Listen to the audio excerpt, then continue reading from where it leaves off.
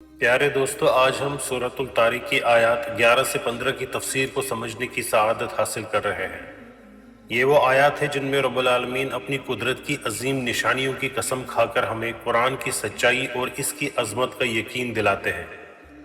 رب العالمین آسمان اور زمین کی قسم کھا کر انسان کو غور و فکر کی دعوت دیتے ہیں۔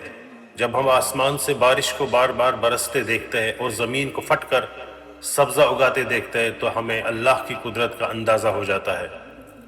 یہ مناظر ہمیں یہ سبق دیتے ہیں کہ جس رب نے مردہ زمین کو زندہ کیا وہی قیامت کے دن مردہ انسانوں کو بھی دوبارہ زندہ کرنے پر قادر ہے۔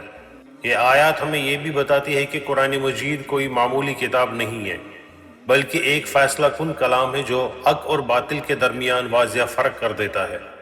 اس میں کوئی مذاقیہ کھیل نہیں، بلکہ ہر لفظ میں حکمت، ہدایت اور نصیحت موجود ہے۔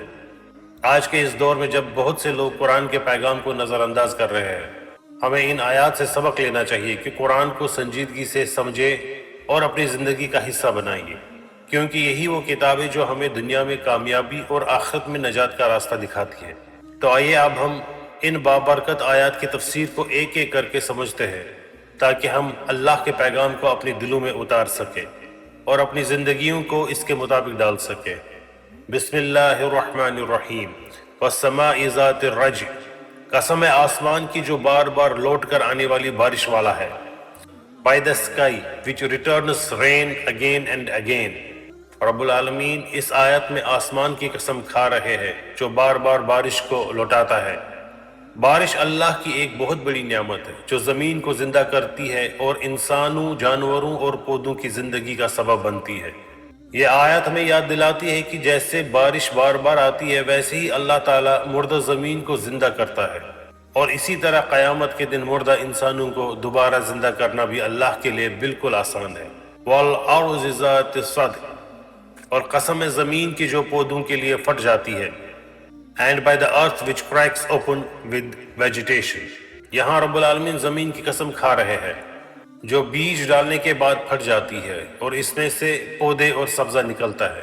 یہ منظر ہمیں اللہ کی قدرت کا واضح ثبوت دکھاتی ہے۔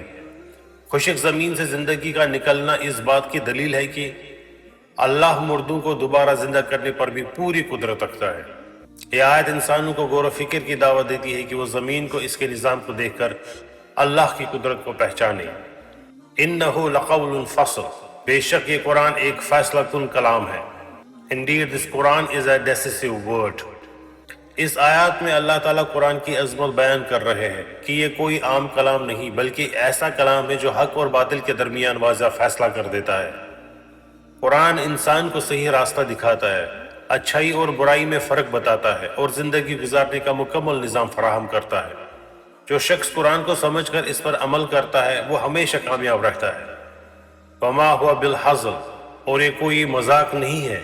And it is not a thing for amusement، یہ آیت واضح کرتے ہے کہ قرآن کوئی مذاق یا کھیل کی چیز نہیں ہے۔ یہ اللہ کا سنجیدہ اور سچا پیغام ہے جس میں انسان کی دنیا اور آخرت کی کامیابی کا راز موجود ہے۔ اس لیے قرآن کو سنجیدگی سے پڑھنا، سمجھنا اور اس پر عمل کرنا ہر مسلمان کی ذمہ داری ہے۔ اِنَّهُمْ يَكِيدُونَ كَيْدًا، بے شک وہ کافر چالے چل رہے ہیں۔ Indeed they are planning a plan۔ اس آیت میں رب العالمین ان لوگوں کا ذکر کر رہے ہیں جو اسلام اور قرآن کے خلاف سازشیں کرتے ہیں۔